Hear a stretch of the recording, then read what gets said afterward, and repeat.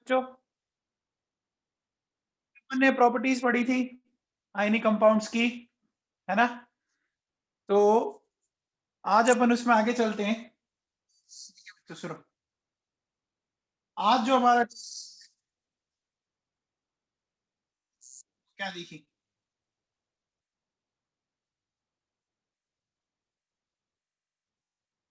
Polarisation. ठीक है ना बच्चों? पोलराइजेशन बोल दो, ठीक है, या इसको आप ऐसा बोल दो, पजांस रूल, या ये बोल दो कि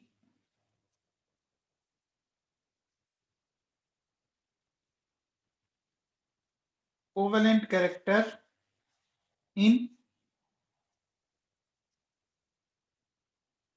इन आयोनिक कंपाउंड। ठीक है बच्चों, ये पढ़ना है हमें। अब देखो बेटा, कैसे क्या है इसको समझते, थोड़ा सा फोकस करना। देखो बच्चों, सपोज मान लो ये एक बहुत छोटा सा कैटाइन है। ठीक है बच्चों, ये कैटाइन है, ठीक। ये एक बहुत बड़ा एनाइन है, ठीक है, इस तरह से एक एनाइन है।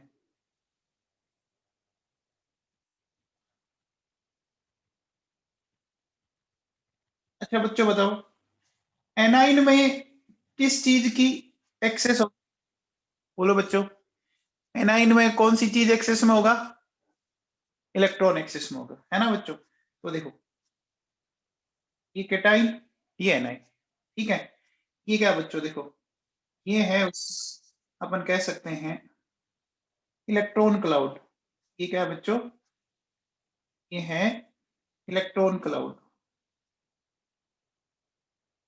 है बच्चों। देखो, आप इसके बोल सकते हो, ये है छोटे मियाँ और ये है बड़े मियाँ, ठीक है। अब बात को आगे समझो ढंग से। देखिए, एक बात बताओ, अगर मैं आपसे बोलूं ये छोटे मियाँ और बड़े मियाँ जो आपके सामने दिख रहे हैं, तो मुझे एक बात बताओ बच्चों कि सबसे पहले क्या बताओ, आपको अगर कहीं पर एक छोटा बच्चा जिसको आप जानते भी नहीं होंगे शायद, है ना, लेकिन वो अगर कहीं भी शैतानियां करता हुआ दिख जाए, तो आप, ये बच्चा वो आपका जानकार नहीं हो, बोलो बच्चों, आपको अट्रैक्ट कौन करते हैं? छोटे बच्चे अट्रैक्ट करते हैं सबको। अरे छोटे बच्चे अट्रैक्ट करते हैं, बोलो, होता है बच्चों। आप किसी छोटे बच्चे को देख के, कई बार होता है ना कि आप उसको देख के स्माइल पास करना, या आपको लगता है कि आप जानते ही नहीं हो, फिर भी आपको लगता है कि यार ये बच्चा कितना अच्छा लग रहा है ना। हमेशा देखो, जो छोटी चीज हो ना वो ज्यादा अट्रैक्ट करती है ना।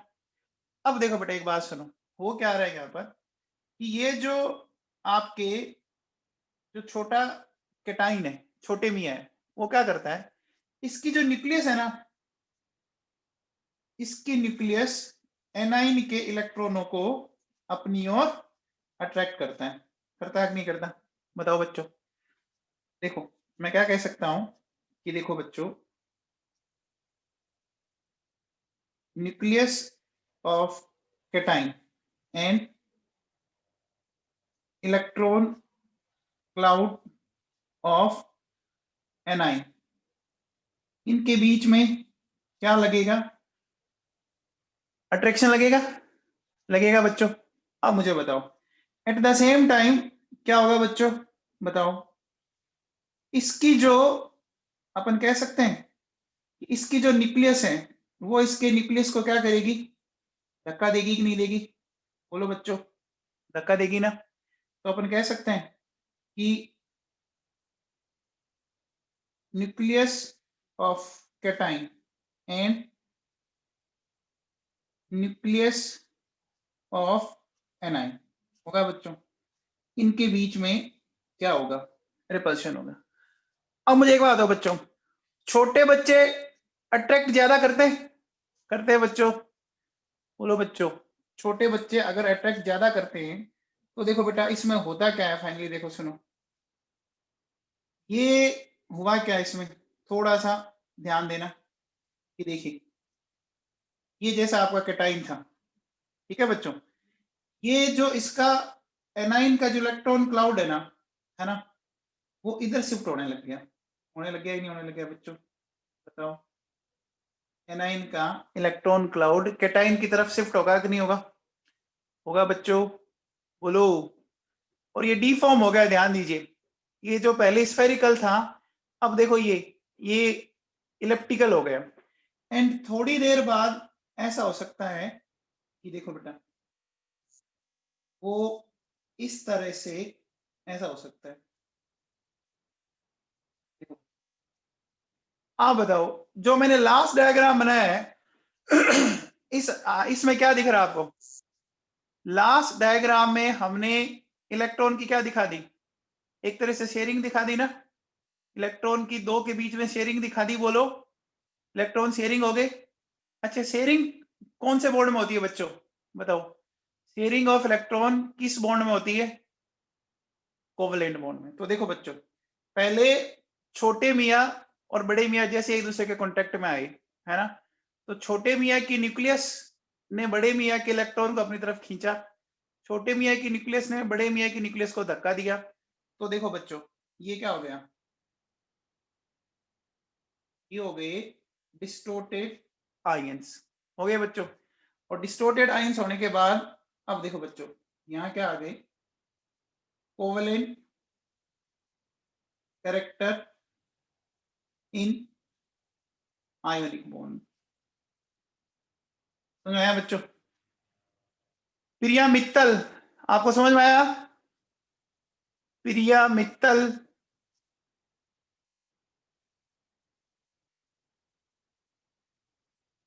हाँ जी, हाँ भैया, चलिए देखिए सुनिए, तो अपन क्या बोलेंगे कि देखो डिस्टोर्शन और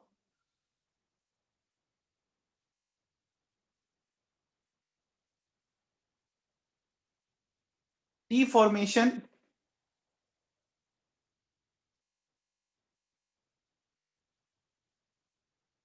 डिस्टोर्शन और deformation of electron cloud of A9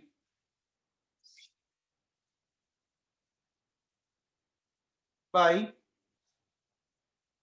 cation is known as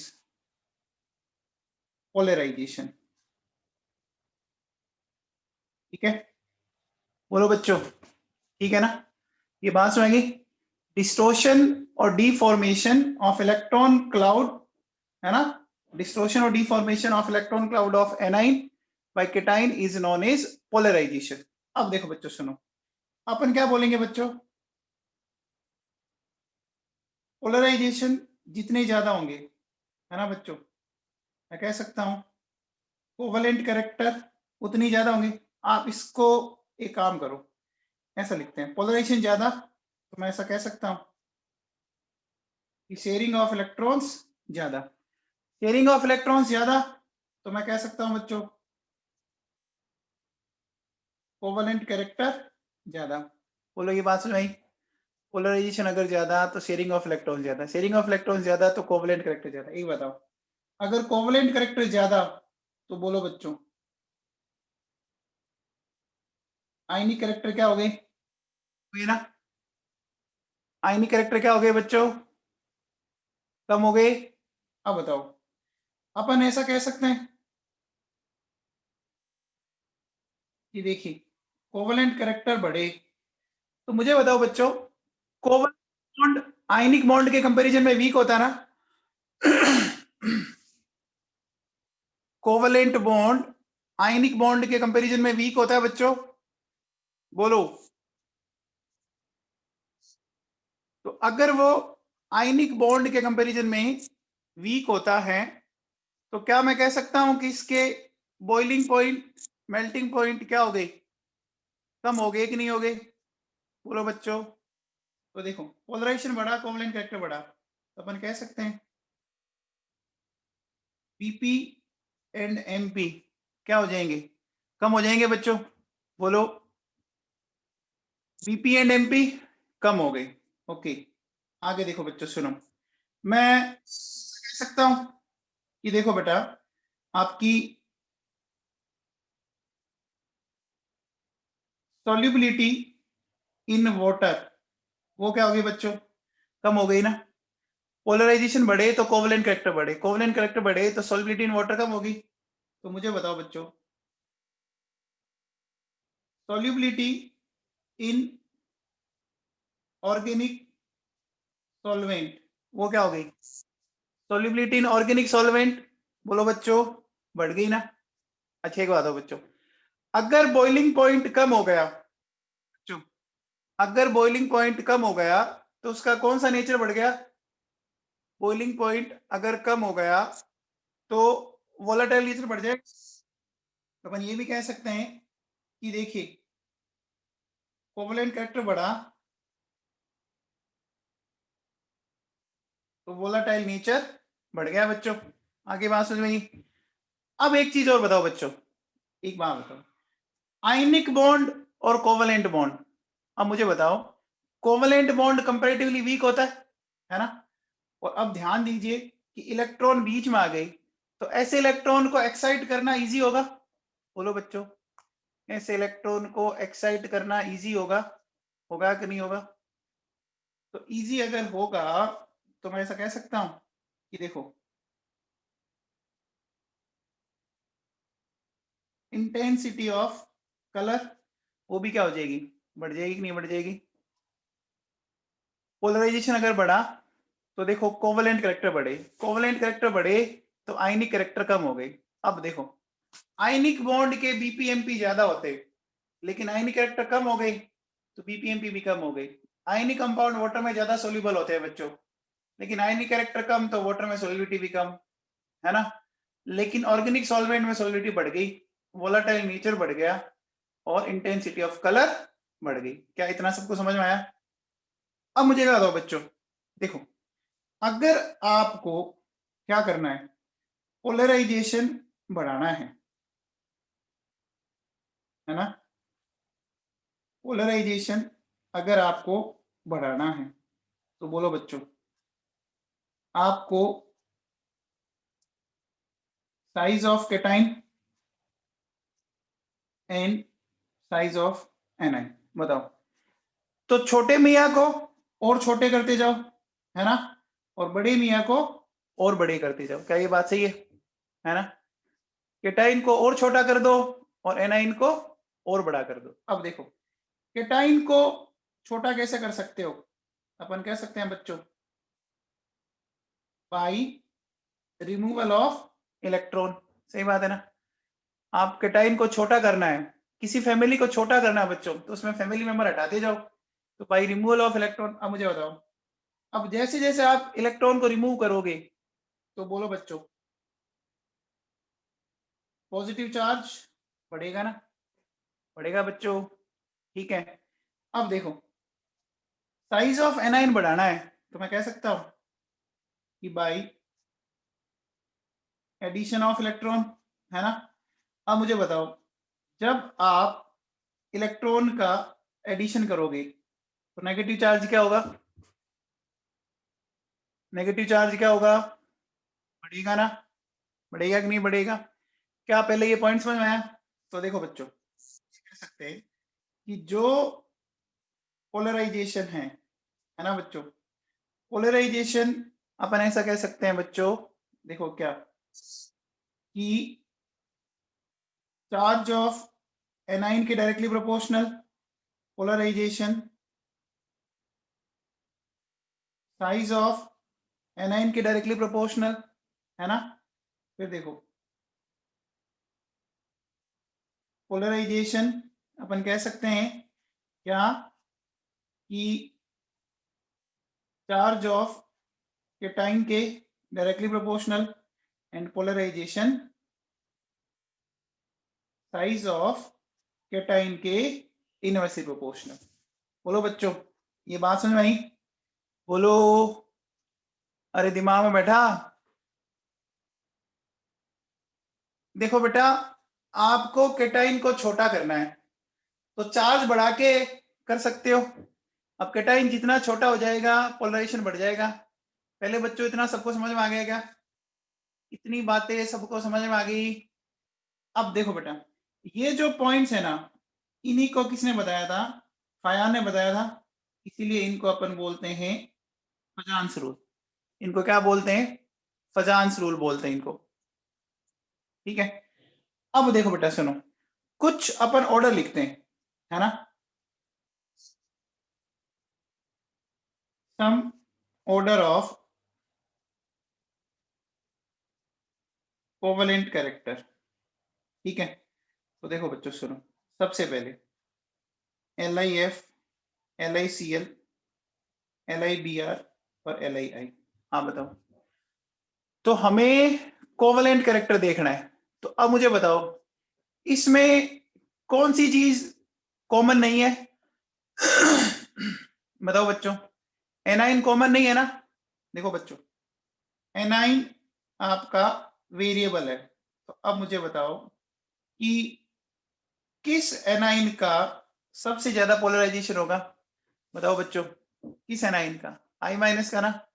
I minus का क्यों होगा बच्चों? क्योंकि आपको पता होगा कि आई माइनस का जो साइज है ना, वो सबसे बड़ा है कि नहीं बच्चों? तो बोलो, कोवेलेंट कैरेक्टर का ये ऑर्डर आ जाएगा?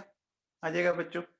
अब इसी तरह से देखो, अगर मान लो जैसे मैं ये कहता CaF2, CaCl2, CaBr2, CaI2, बोलो बच्चों, ऐसे ही जाएगा, है ना?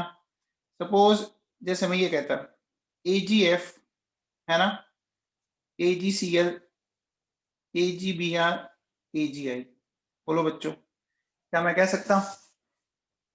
एनाइन जितना बड़ा होगा ऐसे चलेगा बच्चों। सपोज जैसे मैं ये बोल देता हूं PbF2, PbCl2, PbBr2, PB, बोलो बच्चों, क्या ये बात आपको सबको समझ में आ गई?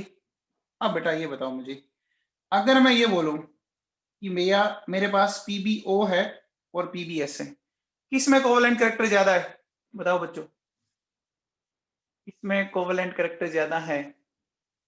देखो इस बार अगर आप ध्यान दो ना, केटाइन तो कॉमन है, एनाइन वेरिएबल है।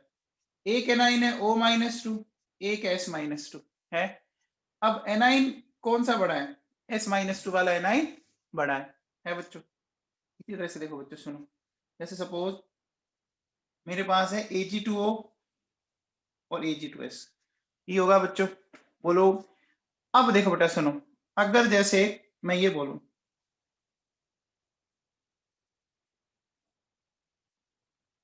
अब बताओ बच्चों, FeCl2, FeCl3, FeCl2, तो देखो बेटा Fe पे चार्ज +2 है, इस पे 3 है, तो कंफर्म है जितना ज्यादा केटाइन पे चार्ज होगा, है ना, केटाइन पे जितना ज्यादा चार्ज होगा वो उतना ज्यादा पोलराइज करेगा ना, तो FeCl3 में आएगा बच्चों। फिर देखिए बच्चों, जैसे मैं ये बोलूं आपसे SnCl2, SnCl4, बताओ बच्चों किसमें कोवेलेंट कैरेक्टर ज्यादा? देखो ये +2 है बच्चों और ये +4 है, SnCl4 में होगा।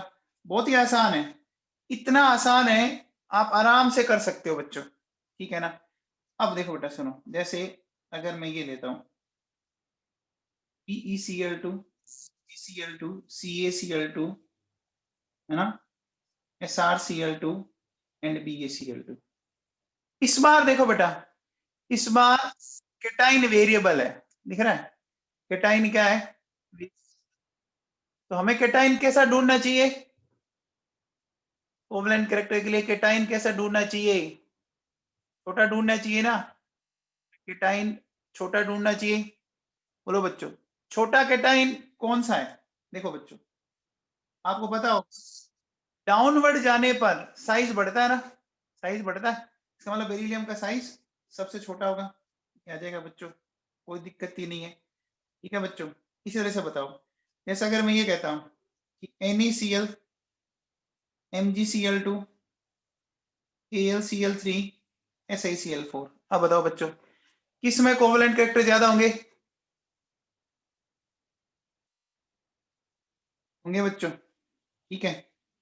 अब देखिए बेटा सुनिए, अगर मैं आपसे ये बोलूं AlN, Al2O3 और AlF3, अब बताओ बच्चों किसमें ज्यादा होंगे?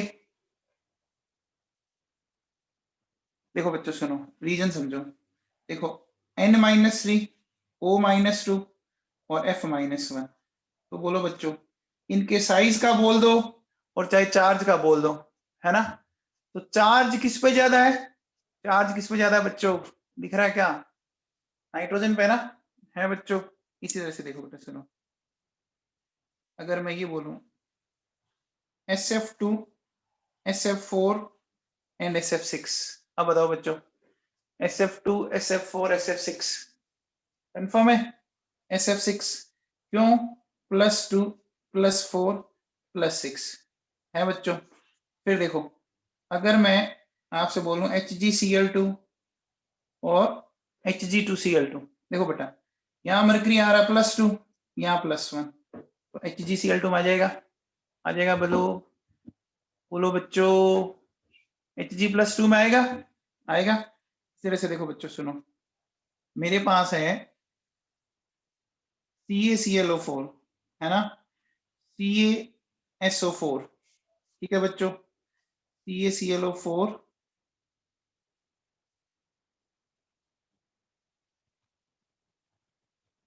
ठीक है, और Ca3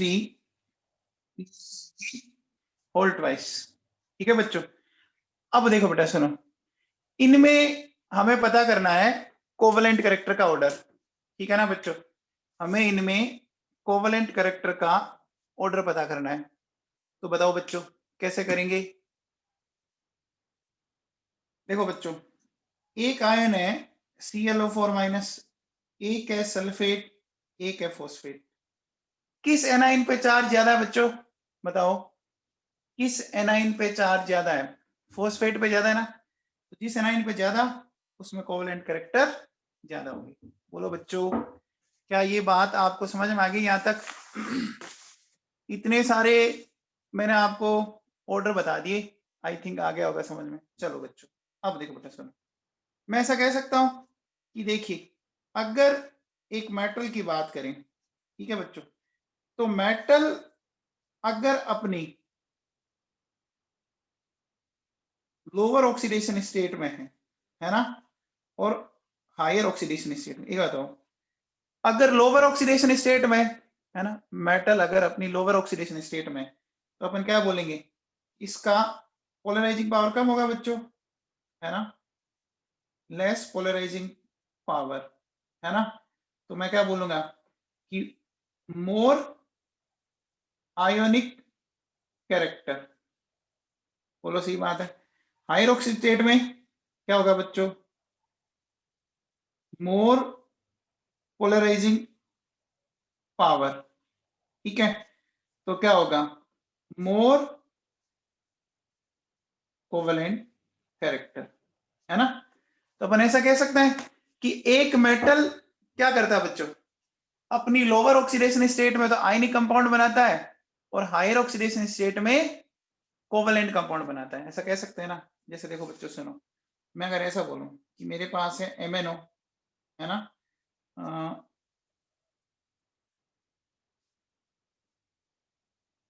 Mn2O3, MnO2, Mn2O7, देखो +2 +3 +4 +7, ये मेरे पास।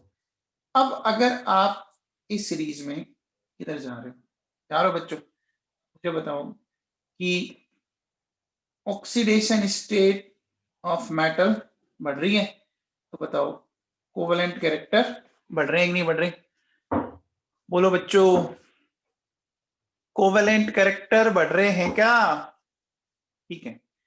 अब देखो बेटा सुनो, एक बहुत ही इंपॉर्टेंट पॉइंट देखो बच्चों, एक कॉन्फ़िगरेशन होता है बच्चों NH2 NP6 ND10। ठीक है बच्चों, एक होता है आपका NH2 NP6। ठीक है बच्चों, NH2 NP6। ठीक है, एक काम करते हैं, आप मुझे बताओ इन दोनों में से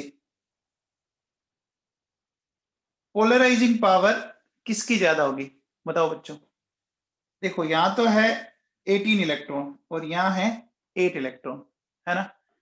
तो एक था सूडो इनट कॉन्फ़िगरेशन और एक है इनट कॉन्फ़िगरेशन। याद करो इसकी ज्यादा होगी ना बच्चों, पोलराइजिंग पावर होगी। रीजन देखो बच्चों, सुनो, यहाँ डी ऑर्बिटल आ गया बच्चों, तो अपन बोलेंगे डी ऑर्बिटल प्रेजेंट, है ना। क्या बोलेंगे? पुअर शिल्डिंग इफेक्ट, है ना। अपन बोल सकते हैं इसका शिल्डिंग इफेक्ट पुअर होगा, तो अपन क्या कह सकते हैं कि nucleus of such cation can polarize electron cloud of anion easily। क्या ये बात समझ में आई? देखो, अगर किसी कैटाइन के कॉन्फ़िगरेशन में डी आ गया, है ना, तो आपको याद होगा डी की प्रोटेक्टिव पावर बहुत ही कम होती है। डी का न्यूक्लियस पे ज्यादा जोर चलता नहीं है ना। समझ में आ रही है? न्यूक्लियस डी की बात को मानता नहीं है। जब न्यूक्लियस डी की बात को मानेगा नहीं, तो न्यूक्लियस की एक इच्छा होती है। न्यूक्लियस पे कैसा चार्ज होता है बच्चों? बताओ। न्यूक्लियस पे कैसा चार्ज होता है? पॉजिटिव। तो अब उसकी इच्छा क्या होगी कि वो किसको अपनी तरफ खींचे? वो किसको अपनी तरफ खींचे बच्चों? बताओ। वो अपनी तरफ खींचता रहे इलेक्ट्रॉन को, और इलेक्ट्रॉन कहां से मिल जाएंगे उसको? उसको मिल जाएंगे इलेक्ट्रॉन कहां से बच्चों? एनाइन के इलेक्ट्रॉन क्लाउड मिल जाएगा। समझ में आ गई बात ही? ठीक है ना। तो अब देखो बेटा, जैसे सुनो, जैसे मैं अगर आपसे एक बात पूछूं कि मेरे पास है K प्लस और मेरे पास है ना Cu प्लस, अगर मैं इनकी पोलराइजिंग पावर की बात करूं, है ना, तो इसका कॉन्फ़िगरेशन है, देखो बच्चों, 3s2 3p6 और इसका है 3s2 3p6 3d10। अब बताओ किसकी पोलराइजिंग पावर ज्यादा होगी? क्योंकि बच्चों कंफर्म है ना, ये बात आपको समझ में आ गई होगी कि हमेशा और हमेशा अपन कह सकते हैं कॉपर प्लस वन की ज्यादा होगी बच्चों। तो अब देखो बेटा सुनो, अगर मैं आपसे बोलूं KCl और CuCl, है ना, तो KCl और CuCl में मुझे बताओ किसके अंदर ज्यादा होंगे आपके कोवेलेंट कैरेक्टर? CuCl में। ठीक है बच्चों, अब देखो बच्चों सुनो, मैंने बोला KCl और AgCl, अब बताओ किसमें ज्यादा होंगे? AgCl। कॉपर और Ag तो एक ही ग्रुप के है ना बच्चों, कॉपर और Ag तो एक ही ग्रुप के हैं। अच्छा, फिर देखो बच्चों, अगर मैं बोलूं KNO2 AgNO2, अब बताओ बच्चों AgNO2। देखो बड़ा सिंपल सा लॉजिक है, आपको अगर S और D में कंपेयर करवा रहे हैं ना, S और D में, तो D वाले में कोवेलेंट कैरेक्टर ज्यादा है, D वाले में कोवेलेंट कैरेक्टर ज्यादा है। ये देखो बच्चों, KCN और AgCN कंफर्म इसी में ज्यादा होंगे बच्चों। अब बताओ, अगर मैं आपसे बोलूं कि BaCl2 CuCl2 इसमें ज्यादा होंगे बच्चों, BaCl2 एंड CuCl इसी में ज्यादा होंगे बच्चों। अब देखो, इसमें कोई बच्चा कह सकता है कि सर बेरियम पे चार्ज +2 है, कॉपर पे +1 है, भली हो, लेकिन बेरियम का कॉन्फ़िगरेशन क्या है? बेरियम का कॉन्फ़िगरेशन आएगा S2p6 और कॉपर में D आ गया बच्चों। क्या ये बात आपको समझ में आई? बोलो बच्चों, क्या ये बात आपको सबको समझ में आई क्या? आगे बच्चों? ठीक है, चलो। तो एक बात बताओ बच्चों, अगर आपसे ये बोला जाए कि कोवेलेंट कैरेक्टर, समझ में आ गया? मैं कह सकता हूं कि compounds of D block have more covalent character than S block। बोलो क्या ये बात सही है? कोई बात नहीं भास्कर, अगर कॉपर +2 आ गया कोई बात नहीं, लेकिन फिर भी आप एक बात बताओ, हमें कोवलेंट कैरेक्टर का ऑर्डर लिखना है, तो कॉपर +2 का साइज तो बेरियम +2 से छोटा ही होगा। भास्कर, है ना? ये सारे जो ऑर्डर हैं ये कोवलेंट कैरेक्टर का ऑर्डर है बच्चों, कोवलेंट कैरेक्टर ऑर्डर। ठीक है बच्चों, अब देखो बेटा सुनो, जैसे अगर मैं आपसे कुछ बोलूं, है ना, ऑर्डर ऑफ कोवलेंट कैरेक्टर, ये बताना है बच्चों में। ठीक है, तो चलिए अपन स्टार्ट करते हैं बच्चों। देखो SrCl2 और CdCl2, अब बताओ SrCl2 एंड CdCl2 में किस में कोवलेंट कैरेक्टर ज्यादा होंगे बच्चों? CdCl2 होंगे बच्चों। ओके ठीक है, अब बताओ बच्चों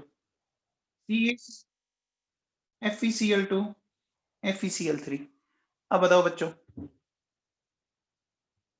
देखो कैल्शियम है S ब्लॉक का, Fe है D ब्लॉक का, अब दोनों Fe है, एक +2 वाला एक +3 वाला, ऐसा करेंगे बच्चों। ठीक है, फिर देखो बच्चों सुनो, आप बताओ, मेरे पास है PbCl2, है ना, RbCl एंड CsCl, अब बताओ बच्चों इसमें कोवलेंट कैरेक्टर ज्यादा होंगे? देखो बेटा एस ब्लॉक के कंपाउंड में तो आपको वैसे भी पता होगा आयनिक कैरेक्टर ज्यादा होते हैं, है ना, तो PbCl2 आ जाएगा बच्चों। फिर देखो बच्चों सुनो, NiCl2, KCl और RbCl, अब बताओ बच्चों किसमें ज्यादा होंगे? NiCl2।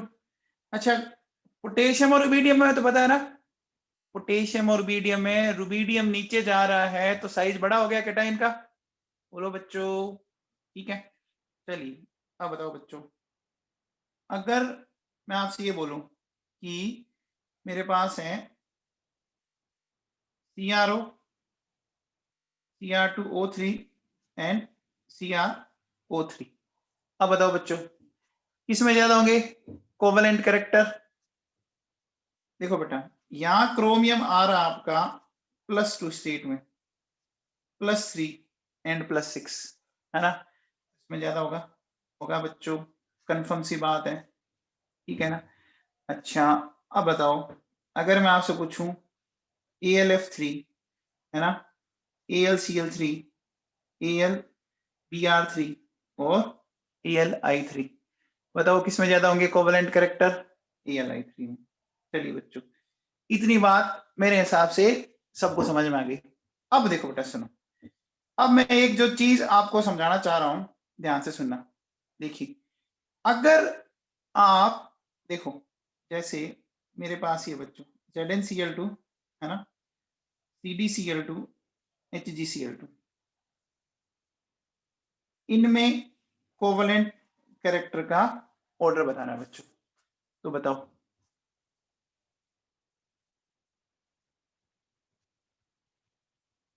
देखो बच्चों इनमें कोवलेंट कैरेक्टर का जो ऑर्डर है वो ये है, डी ब्लॉक में सब कुछ उल्टा चलता है, रीजन समझो। देखो बेटा सुनो, जैसे Zn+2, है ना, Cd+2, Hg+2, आप इस सीरीज में जैसे जैसे नीचे जाओगे साइज बढ़ता है ना, साइज बढ़ता है, लेकिन जेड इफेक्टिव बहुत ज्यादा बढ़ता है कि नहीं बढ़ता? बढ़ता है बच्चों। अब मुझे बताओ जब जेड इफेक्टिव बढ़ गया तो मैं ऐसा कह सकता हूं पोलराइजिंग पावर ऑफ न्यूक्लियस क्या होगी? बढ़ेगी ना, बोलो बच्चों। जेड इफेक्टिव बढ़ा तो पोलराइजिंग पावर ऑफ न्यूक्लियस बढ़ी, क्या बात समझ में आई आपको? आप इसको ऐसे सोचो, देखो जिंक का एटॉमिक नंबर कितना होता है बच्चों? 30, इसका होता है 48, इसका हो गया 80। क्या इसके कॉन्फ़िगरेशन में 4f ऑर्बिटल आ गया क्या? अब बताओ, क्या Hg के कॉन्फ़िगरेशन में 4f ऑर्बिटल आ गया क्या बच्चों? अरे आ गया क्या? बोलो। 4f कहां से शुरू हो जाता है बच्चों? 4f याद है ना? 4f 58 से शुरू हो जाता है ना? 58 से शुरू हो जाता है। तो अब मुझे बताओ, आपको याद करो हमने क्या लिखा था? Negligible shielding effect. बोलो बच्चों, इसका जो शिल्डिंग इफेक्ट है वो नेग्लिजिबल है, होगा बच्चों? तो देखो क्या होगा, अपन कह सकते हैं बच्चों कि पोलराइजिंग पावर बढ़ जाएगी। तो बच्चों समझ में आई क्या? बोलो बच्चों। देखो डी ब्लॉक में हमेशा ही उल्टा सीधा आता है, डी ब्लॉक में हमेशा ही मामला अलग ही आएगा। पता लग रहा है आपको? अरे बच्चों समझ में आया? ये समझ में आया क्या? अब अगर मैं आपसे पूछूं सीडी और जिंक में कैसे देखेंगे? ओके, देख भास्कर, मैंने क्या बोला कि नीचे जाएंगे ना, नीचे जाएंगे साइज बढ़ता जरूर है, लेकिन साइज से ज्यादा जेड इफेक्टिव बढ़ता है। दोनों में प्रोटॉन में 18 का इंक्रीमेंट हुआ और साइज में मुश्किल 10 पिकोमीटर के आसपास इंक्रीमेंट होता है। तो एक बात आपने देखी भी होगी कि डी ब्लॉक के एलिमेंट्स में साइज में कोई ज्यादा वेरिएशन नहीं आता। क्या ये बात आपको पता है? डी ब्लॉक एलिमेंट्स के साइज में कोई ज्यादा वेरिएशन नहीं आता, है ना? नहीं आता ना? लेकिन आपको पता होगा कि जेड इफेक्टिव यहाँ पे बहुत ज्यादा वेरी करता है, जेड इफेक्टिव बहुत ज्यादा वेरी करता है। आगे बात समझ में? तो अब मुझे बताओ, अगर मैं आपसे बोलूं बच्चों, क्या solubility in water ZnCl2 CdCl2 और HgCl2, बताओ कौन ज्यादा सोल्यूबल होगा बच्चों? कौन ज्यादा सोल्यूबल होगा वाटर में? ZnCl2 होगा बच्चों, क्योंकि जिसमें कोवलेंट करेक्टर ज्यादा है वो तो लेस सोल्यूबल हो जाएगा। अच्छा, अब बताओ, देखो बच्चों, ZnS, CdS और HgS, अगर मैं बात करूं इंटेंसिटी ऑफ कलर की, है ना, तो किसकी कलर की इंटेंसिटी ज्यादा होगी? बताओ बच्चों। HgS की। देखो बच्चों, ये व्हाइट कलर का होता है बच्चों, ठीक है, और ये होता है, और ये आपके ब्लैक कलर का होता है। तो व्हाइट, येलो और ब्लैक, कौन से कलर की इंटेंसिटी ज्यादा होगी बच्चों? बताओ कौन से कलर की इंटेंसिटी ज्यादा होती है? सिंपल सी बात है, ब्लैक कलर की होती है ना? देखो बच्चों, आप अगर ध्यान दो ना, जिंक के मोस्ट ऑफ कंपाउंड्स जो होते हैं ना वो व्हाइट कलर के होते हैं। जिंक के मोस्ट ऑफ कंपाउंड्स आगे पढ़ेंगे अपन, ठीक है ना? तो जिंक व्हाइट है, सीडीएस येलो है और एचजीएस ब्लैक कलर है। सीडी वाला याद रह जाएगा आपको? सीडी मतलब कड्डी, कड्डी मतलब, कड्डी किस कलर की होती है? कड्डी येलो कलर की होती है बच्चों, है ना? याद रह जाएगा। तो बोलो बच्चों, आपको कुछ समझ में आया? अरे बात समझ में आ गई क्या? अब एक बात हो बच्चों, देखो सुनो, मेरे पास एक तो है, देखो बच्चों,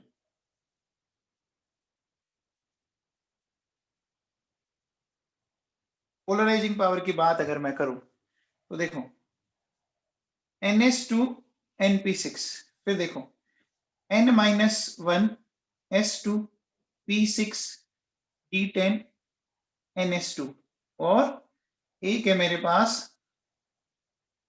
NH2 NP6 ND10। देखो बच्चों, 8 इलेक्ट्रॉन, फिर 18 प्लस 2 इलेक्ट्रॉन और 18 इलेक्ट्रॉन। अब देखो बच्चों, ये हमारे पास तीन टाइप के कॉन्फ़िगरेशन है, ठीक है? ये हमारे पास तीन टाइप के कॉन्फ़िगरेशन है। तो किस कॉन्फ़िगरेशन में पोलराइजिंग पावर ज्यादा होगी? 18 वाले की, 20 वाले की, या 8 वाले की, बताओ बच्चों।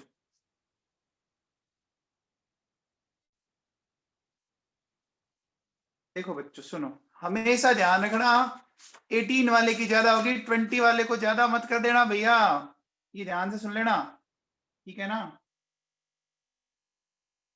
होगी बच्चों। देखो आप इसको ऐसे समझो, देखो बेटा ये पीबी है ना, पीबी दो ऑक्सीडेशन स्टेट बना सकता है, Pb+2, Pb+4, ठीक है। पीबी का कॉन्फ़िगरेशन अगर आप देखो तो पीबी कौन से ग्रुप में आता है बच्चों, पीबी कौन से ग्रुप में आता है और कौन से पीरियड में आता है, बताओ। पीबी कौन से ग्रुप में और कौन से पीरियड में आता है, ग्रुप नंबर 14, और पीरियड नंबर बोलो 6, पीबी 6 में आता है ना, आता है बच्चों। अब देखो बेटा सुनो, आपको याद होगा कि अगर मैं इसमें ऐसा लिखूं, देखो ये 5s2 5p6 5d10, ठीक है, और यह लिखा मैंने 6s2, और इसके कॉन्फ़िगरेशन में क्या हो जाएगा 5s2 5p6 5d10 और 6s0, और यहां देखो 5s2 5p6 5d10 6s2 6p2 है बच्चों। अब मुझे ये बताओ बच्चों, आप वैसे भी सोचो, देखो यहां बच्चों 18 इलेक्ट्रॉन है, और यहां ये 18 और आपके 2 इलेक्ट्रॉन 20 है, तो किसकी पोलराइजिंग पावर आप ज्यादा बताओगे, +4 वाले की या +2 वाले की, बताओ बच्चों। +4 वाले की बताओगे ना। अब +4 वाले में ध्यान से देखो क्या है, 18 इलेक्ट्रॉन है या 20 इलेक्ट्रॉन है, 18 है ना, ये बात समझ में आएगी क्या बच्चों, बोलो। आप ऐसे भी सोचो कि जिसमें 20 इलेक्ट्रॉन है उसमें बाहर अभी भी s पड़े हैं, अभी भी s पड़े हैं बाहर, यहां ध्यान दीजिए, देखो बच्चों यहां अभी भी बाहर s पड़ा है, यहां नहीं है, तो ये कुछ ना कुछ तो न्यूक्लियस को रोकने की कोशिश करेगा ना, अरे कुछ ना कुछ तो न्यूक्लियस को रोकने की कोशिश करेगा ना, बोलो। तो मुझे एक बात बताओ बच्चों, जैसे अगर मैं आपसे एक सिंपल सा ऑर्डर पूछूं कि मेरे पास है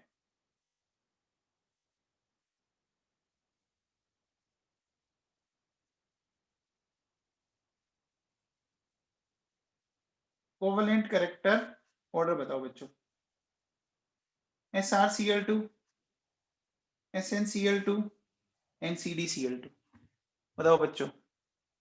देखो बेटा इसमें तो आएंगे 8 इलेक्ट्रॉन वैलेंस शेल में, इसमें आ रहे हैं 18+2 और इसमें आ रहे हैं 18 इलेक्ट्रॉन, अब बताओ बच्चों इसमें ज्यादा होंगे, इसमें ज्यादा होंगे, क्या समझ में आएगा, अरे बच्चों समझ में आया क्या, याद करो Sn और Pb एक ही ग्रुप के क्या, अरे Sn और Pb एक ही ग्रुप में है, जब Pb+2 में आपके 20 इलेक्ट्रॉन है तो Sn+2 में भी 20 होंगे ना, 20 होंगे बच्चों, समझ में आ गया, ठीक है बच्चों।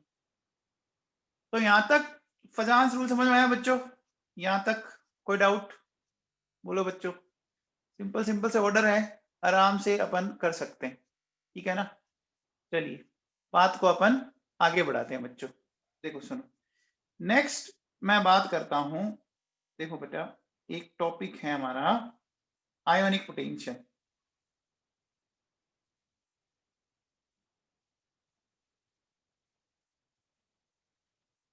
आयोनिक पोटेंशियल या तो बोल सकते हो आप चार्ज डेंसिटी, है ना, ऑफ केटाइन, ठीक है बच्चों। एक बात बताओ बच्चों, जैसे आपसे कोई कहे पॉपुलेशन की डेंसिटी क्या होती है बच्चों, बताओ। पॉपुलेशन डेंसिटी कैसे निकालते हो, number of person divided by area, ऐसे करते हो ना, ऐसे करते हो बच्चों, ऐसे करते हो, डिवाइड करते हैं, डिवाइड करते हैं। अब मुझे बताओ कि ये सिर्फ केटाइन के लिए क्यों डिफाइन हो रही है, एनाइन के लिए क्यों नहीं हो रही, तो चेक करो, देखो एक बात बताओ बच्चों, ध्यान दीजिए, एनाइन के केस में दोनों चीजें क्या है, देखो डायरेक्टली प्रोपोर्शनल है ना, दिख रहा है आपको, एनाइन के केस में दोनों चीजें डायरेक्टली प्रोपोर्शनल है, दिख रहा है। लेकिन एक बात देखो, केटाइन के केस में देखो बच्चों क्या है, केटाइन के केस में देखो एक डायरेक्टली प्रोपोर्शनल है और एक इनवर्सली प्रोपोर्शनल है, यानी रेशियो बन गया ना, बोलो बच्चों, रेशियो बन गया ना। चार्ज, जैसे सपोज मान लो ये चार्ज है, ठीक है, ये मान लीजिए मैंने इस ये ऐसे डॉट लगाए, ठीक है, और एक मैंने छोटा साइज ले लिया, ठीक है। अब बताओ इन दोनों में से आपको किस में डेंसिटी ज्यादा लग रही है? चार्ज दोनों पे मैंने इक्वल बनाया है, लेकिन साइज में डिफरेंस है ना, तो आप मुझे बता सकते हो ना कि लेफ्ट वाले में ज्यादा लग रही है ना। डेंसिटी किस में ज्यादा लग रही है? जो छोटे वाला है उसमें डेंसिटी ज्यादा लग रही है ना। अरे ज्यादा भीड़ किस में लग रही है? देखो बच्चों, इक्वल नंबर के डॉट बनाए हैं मैंने, लग रही है। तो देखो बेटा सुनो, हम क्या कह रहे हैं कि देखिए ये जो पोलराइजिंग पावर है ये क्या है, अपन इसको कैसे बताते हैं, देखो क्या, charge of cation divided by size of cation, समझ में आ गया। यानी जो फाई है, फाई क्या हो गया भैया, ई बाई आर हो गया, है ना बच्चों। फाई जो है वो क्या है, ई बाई आर है। अब मुझे बताओ, जैसे जैसे फाई बढ़ेगा, है ना, तो मैं कह सकता हूं बच्चों फाई बढ़ने से पोलराइजेशन बढ़ेगा, और पोलराइजेशन बढ़ने से कोवेलेंट कैरेक्टर बढ़ेंगे, और कोवेलेंट कैरेक्टर बढ़ेंगे तो आयनिक कैरेक्टर कम होंगे। बच्चों बताओ, अगर आप फाई को बढ़ाना चाह रहे हो तो बताओ, चार्ज ऑफ केटाइन बढ़ा रहे हो ना, बोलो। केटाइन का जब चार्ज बढ़ता है तो छोटे मियाँ और छोटे होते जाएंगे ना, छोटे मियाँ और छोटे होते जाएंगे ना, और साइज ऑफ केटाइन छोटे करते जाओ, छोटे मियाँ और छोटे होते जाएंगे, बोलो बच्चों, तो समझ में आ गया।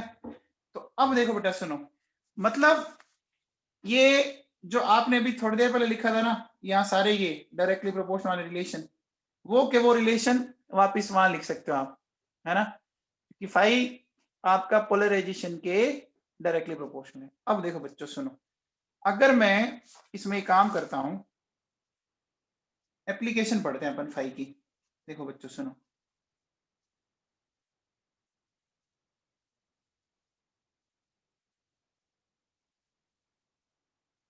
Application of phi. सबसे पहले देखिए बच्चों सुनो, देखिए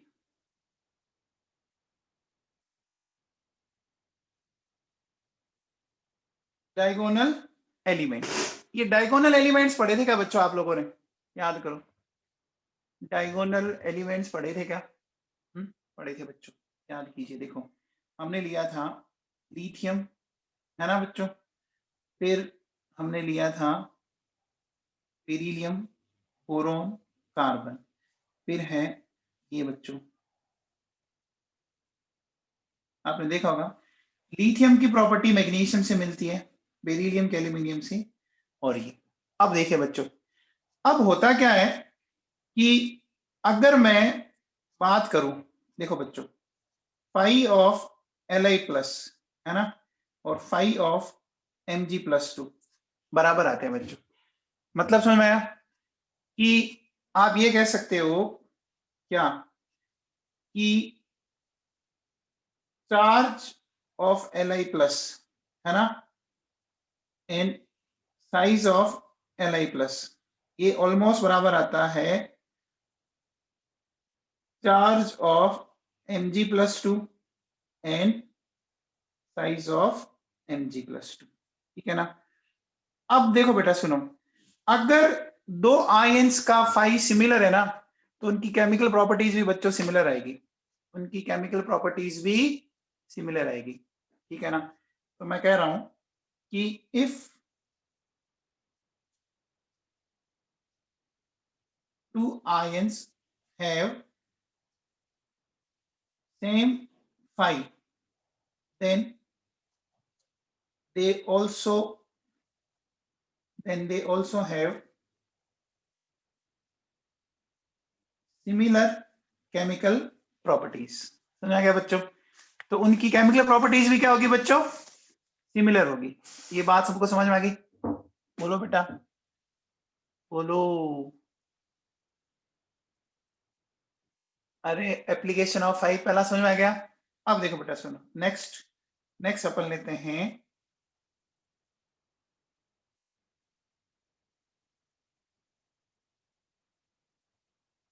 स्टेबिलिटी ऑफ कार्बोनेट। इसको समझो बच्चों, है ना? कार्बोनेट की स्टेबिलिटी समझना।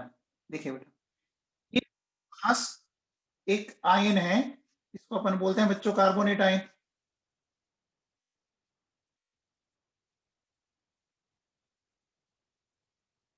बोलते हैं बच्चों।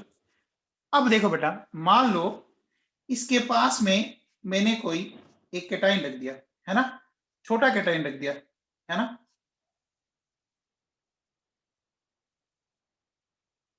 वेरी स्मॉल कैटाइन रख दिया बच्चों। एक बात बताओ, हमने क्या बोला था? छोटी चीज से अट्रैक्ट होते हैं। बोलो बच्चों, छोटी चीज से अट्रैक्ट होते हैं? होते हैं कि नहीं होते? होते हैं। अरे बोलो। तो मुझे एक बात बताओ बच्चों, जितना कैटाइन छोटा होगा, ये किसको अपनी तरफ अट्रैक्ट करेगा? अरे कैटाइन किसको अट्रैक्ट करेगा? एनाइन की किस चीज को? एनाइन की किस चीज को अपनी तरफ अट्रैक्ट करेगा? इलेक्ट्रॉन को। तो अब देखो बेटा सुनो, इस ऑक्सीजन में भी जो इलेक्ट्रॉन है ना, वो मूव करके इधर आ जाएंगे बच्चों, एक तरह से, ठीक है ना? तो आप ध्यान दीजिए कि यहाँ क्या होगा बच्चों, इस ऑक्सीजन पर इलेक्ट्रॉन जो डेंसिटी है ना, वो बढ़ जाएगी। इस पे इलेक्ट्रॉन डेंसिटी बढ़ जाएगी। समझ में आ रहा है? ये क्या करेगा? अपनी तरफ इलेक्ट्रॉनों को खींचेगा। आप इसको ऐसे समझो। देखो होता है क्या बच्चों, जब अपन आगे एक टॉपिक पढ़ेंगे रेजोनेंस, मैं बताऊंगा आपको कि इन जनरल तो क्या होता है कि इन तीनों ऑक्सीजन पर जो नेगेटिव चार्ज है वो एक तरह से बराबर है ना? देखो कैसे, इस तरह से नेगेटिव चार्ज जो है वो बराबर है, ठीक है? लेकिन जैसे ही आपका कोई कैटाइन इसके कांटेक्ट में आया, है ना बच्चों, तो देखो क्या हुआ। अब इस चीज को अच्छे से समझना, इस एनाइन के ऊपर आपके चार्ज की इंटेंसिटी बहुत ज्यादा बढ़ जाएगी। समझ में आ रही है बात? अब आप इस डायग्राम से कुछ समझ पा रहे हो? देखो पहले मैंने सब पर इक्वल नंबर में डॉट बनाए थे, 6 6। अब देखिए जब पोलराइजेशन हुआ तो देखो क्या हुआ, इस एक ऑक्सीजन के पास, बोलो, चार्ज बहुत ज्यादा बढ़ गया ना? क्या ये बात समझ में आई? है? अरे बच्चों समझ में आई? बोलो। अब मुझे बताओ, जब यहां बढ़ गया, इलेक्ट्रॉन डेंसिटी बढ़ गई, तो मुझे बताओ कि इसके बीच, या मैं कह सकता हूं यहां, बोलो बच्चों, इसके साथ इसकी बॉन्ड की स्ट्रेंथ बढ़ेगी कि नहीं बढ़ेगी? बोलो बच्चों।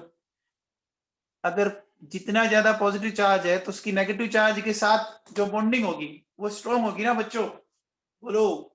तो मैं कह सकता हूं कि देखो, ये जो बॉन्ड है ना, इस बॉन्ड की स्ट्रेंथ क्या होगी, है ना?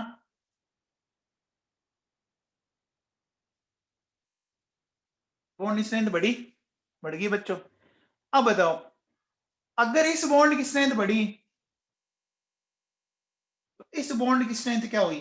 बताओ बच्चों। भाई अगर आपको किसी एक तरफ बॉन्ड को स्ट्रॉन्ग करना है तो दूसरी तरफ बॉन्ड को क्या करना पड़ेगा?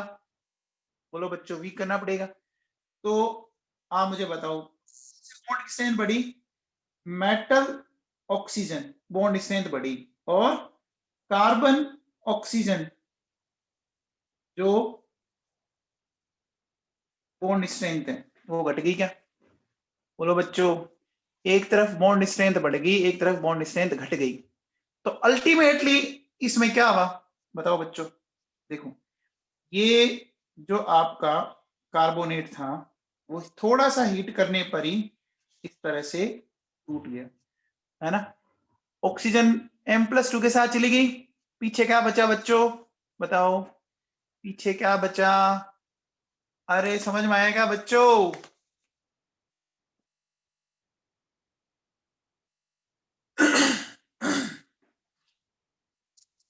देखो मैंने क्या बोला कि कार्बोनेट आयन में जब अपन इसकी स्ट्रक्चर पढ़ेंगे आगे, मैं पढ़ाऊंगा इसी चैप्टर में रेजोनेंस में, तो इन जनरली तो क्या होता है कि तीनों ऑक्सीजन पे चार्ज इक्वल होता है।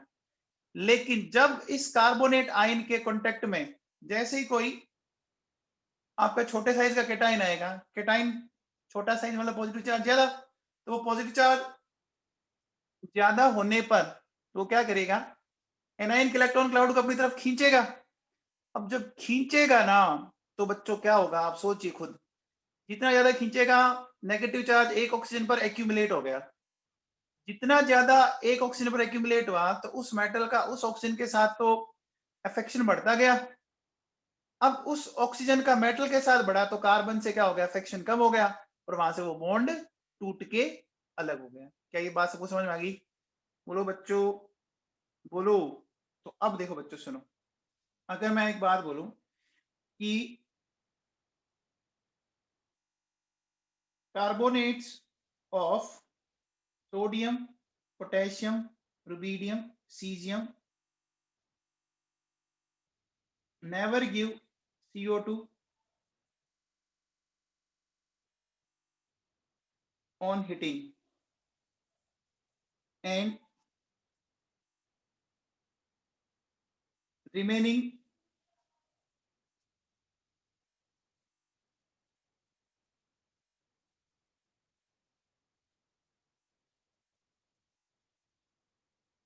देखो बच्चों सुनो, ये पॉइंट बड़ा काम का है ना। दुनिया में सिर्फ ये 4 ऐसे कार्बोनेट हैं जो हीट करने पर आपको क्या नहीं देंगे, CO2 नहीं देंगे। सिर्फ ये 4 carbonate, sodium, potassium, rubidium, caesium. समझ में आ गया? सोडियम, पोटेशियम, रुबीडियम, सीजियम, इसको याद रखो बच्चों, ये बड़े काम की चीज है।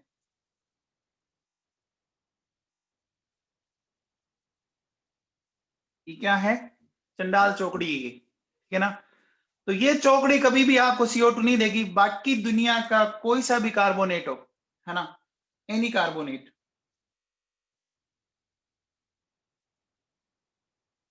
एनी कार्बोनेट, अगर आप उसको हीट करते हो ना तो आपको क्या मिलेगा, ऑक्साइड और CO2।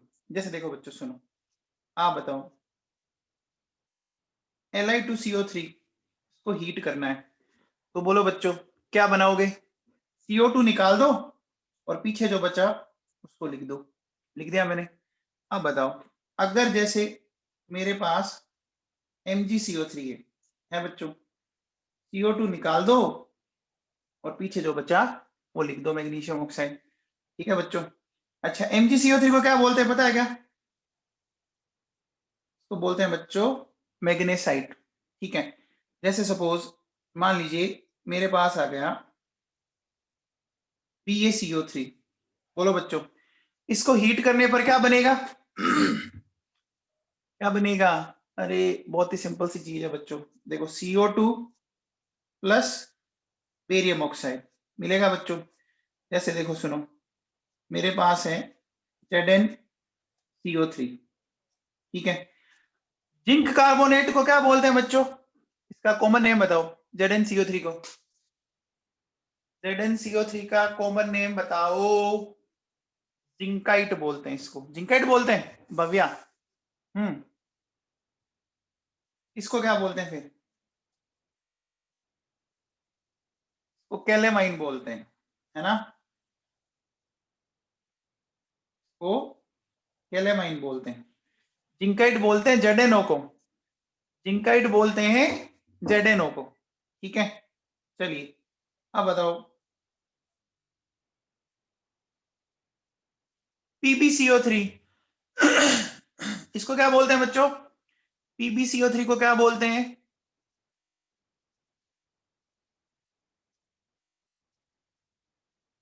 PbCO3 को क्या बोलते हैं?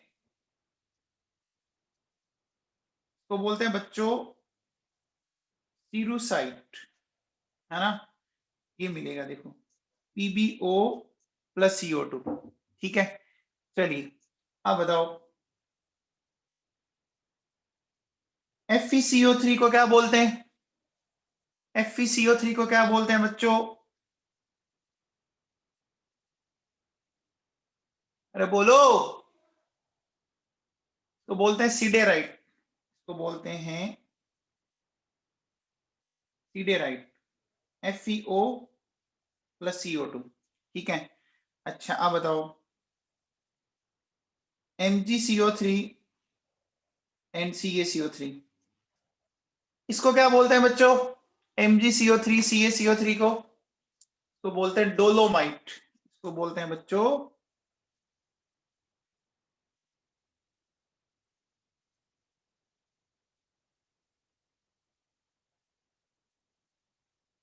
हो गया बच्चों। अब बताओ अगर मैं Na2CO3 को हीट करूं क्या बनेगा बच्चों? बताओ Na2CO3 को हीट करूं क्या बनेगा?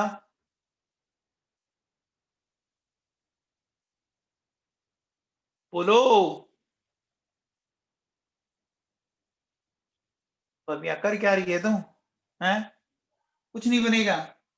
अभी इतना समझाया था कि Na2CO3 मोल्टन स्टेज में आ जाएगा, है ना?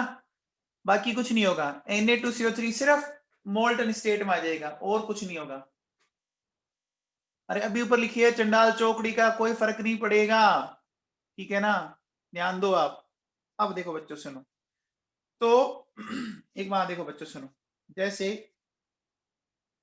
आपने बोला मेटल कार्बोनेट, ठीक है, मेटल कार्बोनेट को हीट करने पर क्या मिला? मेटल ऑक्साइड प्लस CO2 मिला। इसी तरह से देखो अगर मैं आपसे बोलूं कि मेरे पास मेटल नाइट्रेट है बच्चों, तो मेटल नाइट्रेट को हीट करने पर क्या बनेगा? देखो मेटल ऑक्साइड और क्या मिलेगा बच्चों बताओ? मेटल ऑक्साइड को इसको मिलेगा बच्चों देखो NO2 और O2, ये ध्यान रख लेना, NO2 भी मिलता है और O2 भी मिलता है। फिर देखो बच्चों अगर मैं लेता हूं मेटल सल्फेट, ठीक है बच्चों, और अगर आपका temperature less than 800 degree Celsius है तो मेटल ऑक्साइड प्लस SO3 मिलता है। और मेटल सल्फेट है ना, टेम्परेचर अगर मोर देन 800 डिग्री सेल्सियस है तो मेटल ऑक्साइड प्लस SO2 और ये, यानी ये SO3 वापस आपका डिकम्पोज हो गया। समझ आया? देखो बच्चों CO2 NO2 SO2, थोड़ा सा दिमाग लगाओ, है ना? अगर आपको समझ में आ रहा हो तो चीजें बड़ी सिंपल है। अरे समझ आ रहा है क्या बच्चों? CO2 NO2 SO2। अब देखो बच्चों सुनो, अगर मान लो मैं ये करता हूं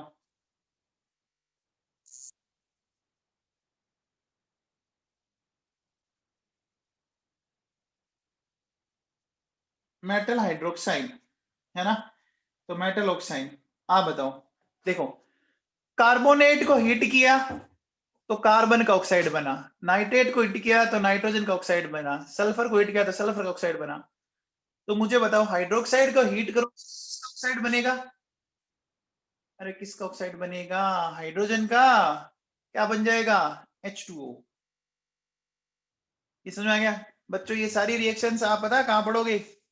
ये सारी रिएक्शंस आप कहां पढ़ने वाले हो बताओ? मेटलर्जी के अंदर आता है ना 12th में टॉपिक।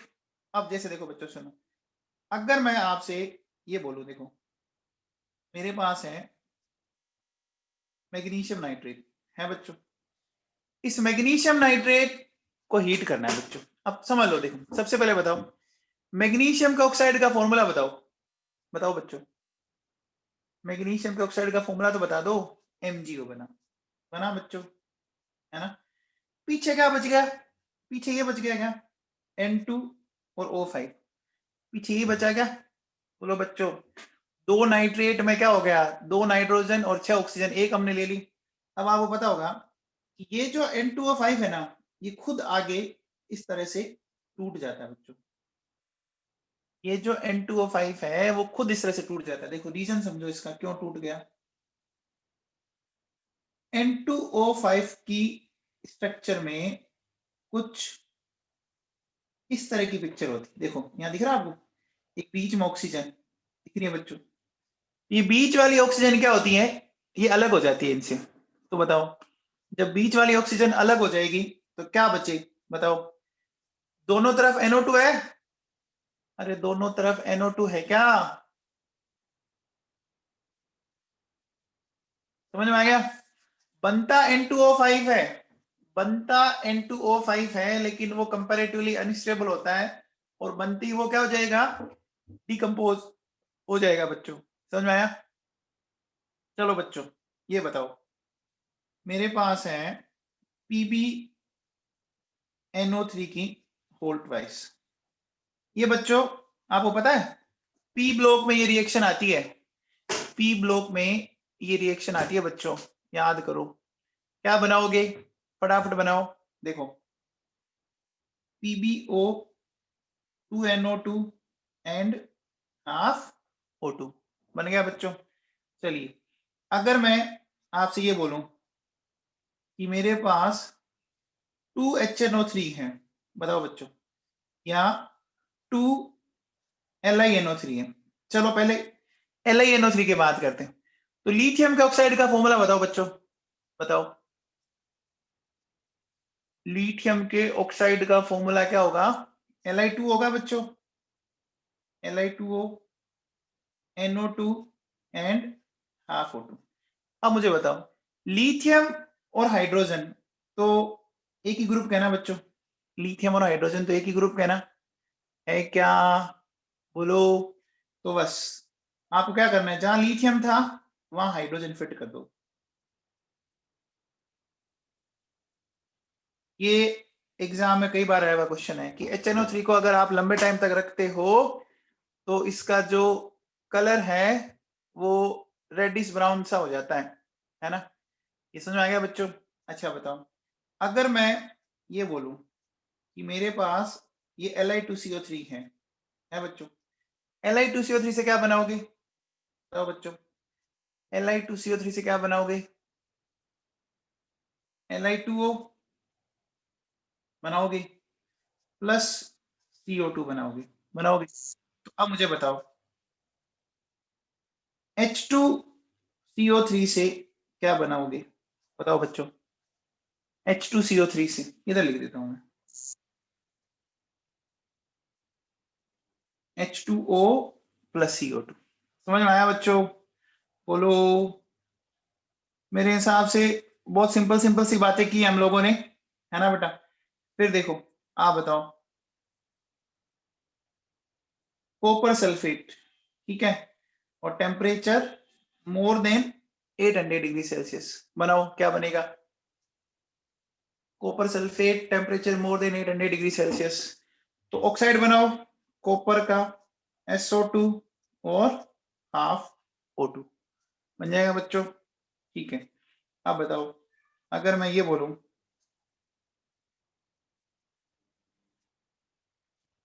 CuOH की होल्ट वाइज, अब बताओ बच्चों, बना दोगे क्या, देखो CuO और H2O बन जाएगा बच्चों। अच्छा देखो जिंक का हाइड्रोक्साइड है, क्या बना दोगे बच्चों, बताओ, जिंक का ऑक्साइड और H2O बन गया ना। अब इतना आसान है यार, आप देखो तो सही, CuCO3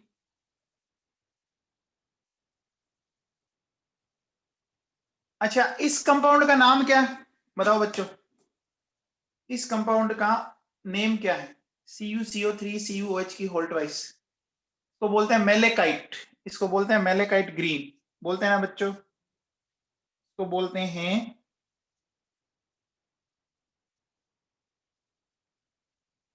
मेलेकाइट ग्रीन, क्या मिलेगा? CuO Cu2, फिर CuO और H2O। क्या इतना सबको समझ में आया बच्चों? अब ध्यान दो बच्चों, देखो वापस सुनो। देखो कार्बोनेट से क्या बनाना है? कार्बोनेट से क्या बनाना है? कार्बोनेट से क्या बनाना है? CO2, ठीक है। नाइट्रेट से क्या बनाना है? नाइट्रेट से क्या बनाना है? NO2 plus O2। दोनों बोलो बच्चों, दोनों बोलो। नाइट्रेट से NO2 प्लस O2, ठीक है। अच्छा, और अगर मैं बोलूं आपसे सल्फेट से क्या बनाना है? मोर देन 800 डिग्री सेल्सियस पर सल्फेट से क्या बनाओगे? SO2 plus O2, SO2 plus O2, दोनों बोला करो। अच्छा, हाइड्रोक्साइड से क्या बनाओगे? हाइड्रोक्साइड से क्या बनाओगे? H2O बनेगा बच्चों। और इनमें सब में क्या बनेगा साथ में? इनमें सब में क्या बनेगा? ऑक्साइड बनेगा ना। जो भी मेटल होगा इनमें सब में ऑक्साइड बन जाएगा, बन जाएगा बच्चों। अच्छा, आप मुझे बताओ ये रिएक्शन कौन से एलिमेंट नहीं देंगे? ये रिएक्शन कौन से एलिमेंट नहीं देंगे? बोलो बच्चों। हाँ जी, सोडियम, पोटेशियम, रुबीडियम, सीजियम, चंडाल, चौकड़ी, चोपड़ी, चौकड़ी, जो भी है ना बच्चों, ये नहीं देंगे। याद हो गया? अच्छा, ये एक बात बताओ, ये जो प्रोसेस आपने अभी पढ़ा है इसको मेटलर्जी में क्या कहते हैं? बताओ, मेटलर्जी में इस प्रोसेस को क्या बोलते हैं बच्चों? बताओ, मेटलर्जी में इस प्रोसेस को क्या बोलते हैं? कैल्सिनेशन, वेरी गुड, कैल्सिनेशन बोलते हैं ना। जिन कंपाउंड्स के अंदर ऑक्सीजन पहले से है उनको in the absence of oxygen upon heat करते हैं बच्चों, है ना, इसको बोलते हैं कैल्सिनेशन। एक रोस्टिंग भी होता है, रोस्टिंग भी होता है, ये रोस्टिंग नहीं है। इतना सबको समझ में आ गया बच्चों? बोलो। मेरे हिसाब से सिंपल सी बात थी, आ गया होगा, है ना? ठीक है बच्चों, चलो अब बेटा बात आगे करते हैं अपन। देखिए सुनिए, मैं एक चीज और बताना चाहूंगा। देखो आपके पास, देखो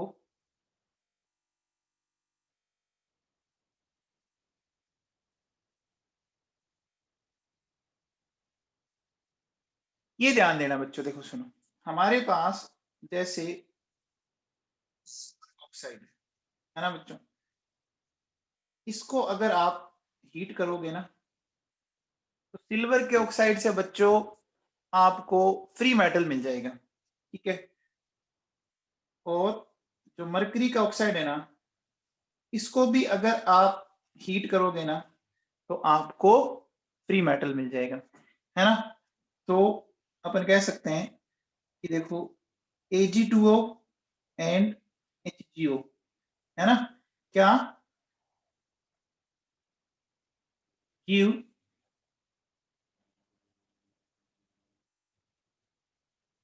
फ्री मेटल ऑन हिटिंग।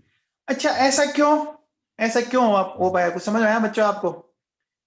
देखो इसका एग्जैक्ट रीजन तो अपन पढ़ेंगे मेटलर्जी के अंदर, लेकिन इसका एक रीजन मैं आपको भी पढ़ा सकता हूँ। देखो बच्चों, Ag प्लस और Hg+2, इनका जो कॉन्फ़िगरेशन आता है ना बच्चों, वो ये आता है NH2 NP6 ND10 आता है बच्चों। ये इसकी क्या होगी बोलो बच्चों? ये कॉन्फ़िगरेशन अभी थोड़ी देर पहले पढ़ा था क्या? NH2 NP6 ND10, अरे पढ़ा था क्या? इस कॉन्फ़िगरेशन को पढ़ा था क्या? क्या बोलते हैं इसको? अरे इस कॉन्फ़िगरेशन को क्या बोलते हैं ना बाबू? Pseudo inert configuration. जिसकी क्या खास बात होती है? इसकी क्या खास बात होती है? पोलराइजिंग पावर सबसे ज्यादा थी, याद है क्या? अरे पोलराइजिंग पावर सबसे ज्यादा थी, याद है क्या? तो जितनी ज्यादा पोलराइजिंग पावर होगी, ये क्या डेवलप करेगा बच्चों? पोलराइजिंग पावर ज्यादा होगी तो क्या डेवलप करेगा? Covalent character. और जैसे जैसे कोवलेंट कैरेक्टर डेवलप होते गए, बॉन्ड क्या होता गया? बॉन्ड क्या हो गया बच्चों? वीक हो गया। तो वीक होते ही हीट करते ही ये ऑक्सीजन रिलीज कर देगा। समझ में आ गया बच्चों? तो ध्यान रखना, किस किस के ऑक्साइड दे देते हैं बच्चों? Ag के और Hg के, G है देखो दोनों में, Ag Hg, Ag Hg याद रहेगा, G है ना। तो देखो क्या बोलेंगे बच्चों, सूडो इनट कॉन्फ़िगरेशन, है ना। क्या बोलेंगे, मोर पोलराइजिंग पावर, है ना, मोर कोवेलेंट कैरेक्टर, सही है। क्या होगा, bonds will break easily, oxygen is released। ठीक है बच्चों। तो अब देखो बेटा सुनो, सपोज आपसे अगर कोई ये कहे कि देखो बेटा सुनो, ये AgNO3 है, ठीक है, इसको अगर मैंने स्ट्रॉन्ग हिटिंग किया, AgNO3 को अगर मैंने स्ट्रॉन्ग हिटिंग किया, है ना बच्चों, क्या मिलेगा। देखो बच्चों सुनो, सबसे पहले तो आप ये बनाओगे Ag2O NO2 and half O2 बनाओगे बच्चों। लेकिन अब देखो, अब क्या होने वाला है, ध्यान दीजिए अच्छे से, ये जो Ag2O बनाना स्ट्रॉन्ग हिटिंग के कारण ये भी आगे टूट जाएगा बच्चों, ठीक है ना। तो देखो बच्चों, अगर मैं इन दोनों रिएक्शंस को जोड़ के ओवरऑल रिएक्शन लिखूं, तो देखो बच्चों ओवरऑल रिएक्शन क्या आएगी, ओवरऑल रिएक्शन ये आएगी, देखो बच्चों 2Ag 2NO2 एंड O2। क्या ये मामला समझ में आया बच्चों, बोलो, अरे ये मामला समझ में आया। AgNO3 से आपका जो ऑक्साइड बना वो भी टूट गया ना बच्चों, बोलो। ठीक है बेटा, अब देखो बच्चों सुनो, नेक्स्ट ध्यान देना। नेक्स्ट अपन लेते हैं बच्चों, ये तो हो गया स्टेबिलिटी ऑफ कार्बोनेट। नेक्स्ट मैं लेता हूं, मैं बोलूंगा बच्चों देखो,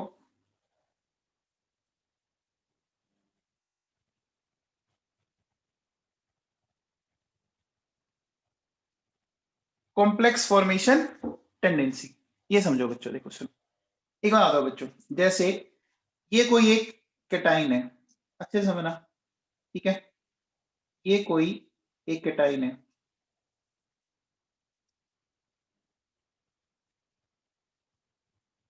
ठीक है, और एक ये कैटाइन है, ठीक है।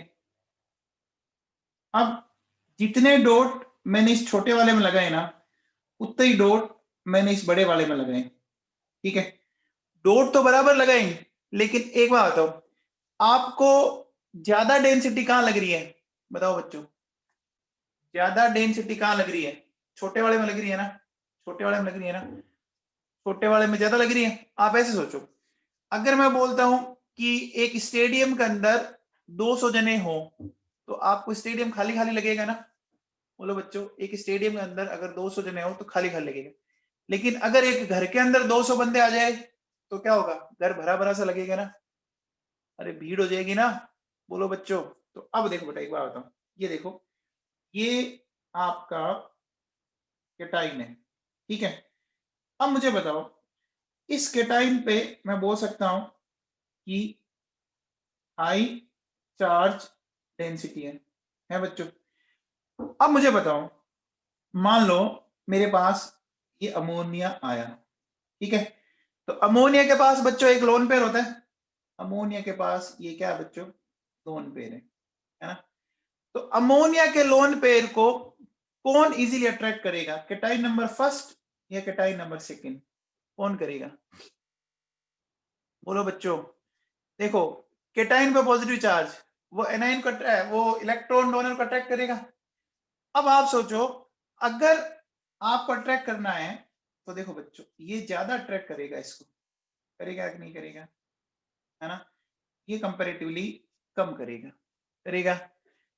अरे बात समझेगी, जितना छोटा होगा चार्ज डेंसिटी ज्यादा, चार्ज डेंसिटी ज्यादा तो अपनी और इलेक्ट्रॉन डोनर को ज्यादा अट्रैक्ट करेगा। तो देखो बच्चों सुनो, अगर मैं आपसे बोलूं कि मेरे पास एक तो है Li प्लस और एक है Cgm प्लस, आप मुझे बताओ किसके पास अमोनिया जल्दी से आके अटैच हो जाएगी?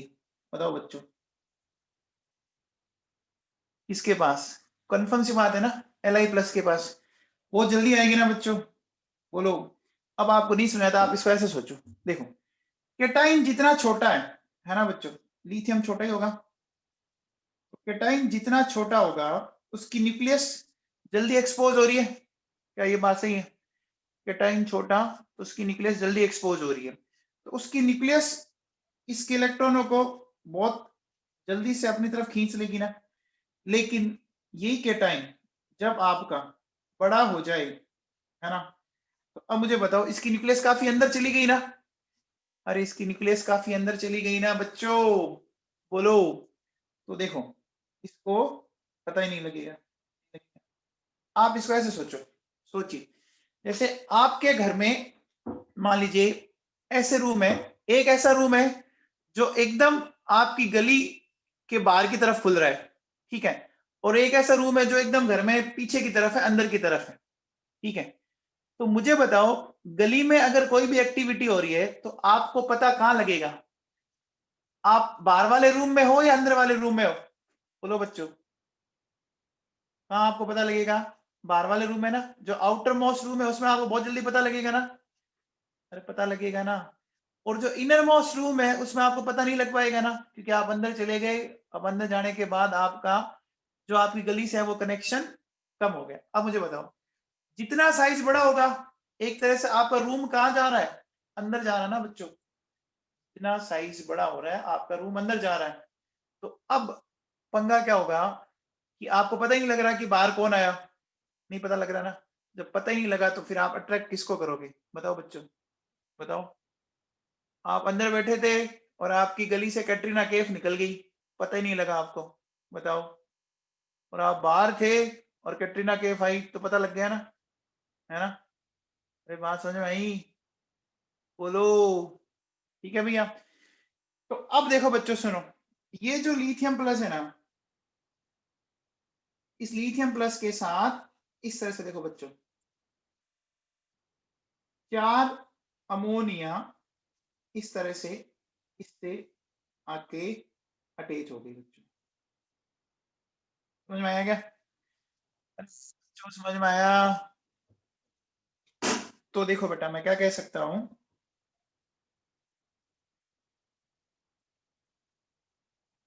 cation having high charge density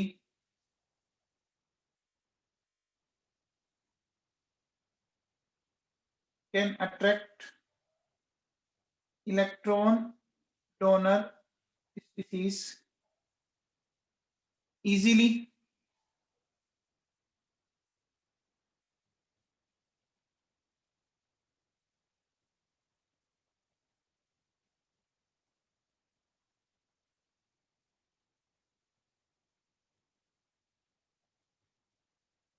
resulting in the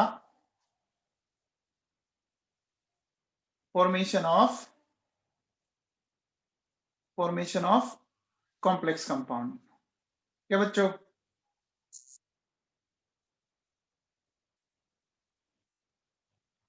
बोलो बच्चों। cation having high charge density can attract electron donor species easily resulting in the formation of complex compound। अब देखो बच्चों सुनो, जैसे देखो बेटा ये लिथियम है ना, लिथियम ने 4 अमोनिया का अट्रैक्ट किया, बन गया। इस तरह से देखो बच्चों ये बेरिलियम है ना, बेरिलियम ने 4 वाटर के मॉलिक्यूल का अट्रैक्ट किया, कॉम्प्लेक्स बन गया, ठीक है। बेरिलियम है, 4 मोल अमोनिया को अट्रैक्ट किया, कॉम्प्लेक्स बन गया। अच्छा बच्चों इन्होंने 4 को क्यों अट्रैक्ट किया, बता सकते हैं क्या? बोलो बच्चों, इन्होंने 4 को ही अट्रैक्ट क्यों किया, कौन बताएगा? बोलो बच्चों। देखो लिथियम बेरिलियम दोनों कौन से पीरियड के एलिमेंट है? लिथियम बेरिलियम कौन से पीरियड के एलिमेंट है? सेकंड पीरियड एलिमेंट में कितने ऑर्बिटल होते हैं बच्चों? सेकंड पीरियड एलिमेंट में कितने ऑर्बिटल होते हैं? 4 होते हैं ना? 4 ऑर्बिटल होते हैं, 2s और 2p, एक s का और p के 3, तो टोटल 4 ऑर्बिटल में वो 4 लोन पेयर ले सकते हैं। समझ में आया क्या बच्चों? बोलो। अच्छा, और देखो बच्चों, जैसे मेरे पास है ये EDTA, ये आप आगे पढ़ोगे बच्चों। ये EDTA क्या होता है? EDTA जानते हो क्या? ये होता है बच्चों इथाइलिन डाइएमीन टेट्रा एसीटेटो, है ना? तो अभी तो आपको जरूरत नहीं है, अपन जब कॉम्प्लेक्स पढ़ेंगे तो मैं आपको बता दूंगा कि किस तरह से क्या होता है, ठीक है ना? तो अब देखो बच्चों सुनो, एस ब्लॉक में है ना, in s block lithium beryllium magnesium calcium can form complex compound, है ना? एस ब्लॉक में कौन कौन कॉम्प्लेक्स कंपाउंड बना सकते हैं? लिथियम बेरिलियम मैग्नीशियम कैल्शियम, है ना? और ये मैग्नीशियम, ये बना पाते हैं बच्चों। समझ में आ गया क्या? बोलो बच्चों। अरे दिमाग में बैठ गया? अब देखो बच्चों सुनो, नेक्स्ट बात करते हैं। नेक्स्ट मैं लेता हूं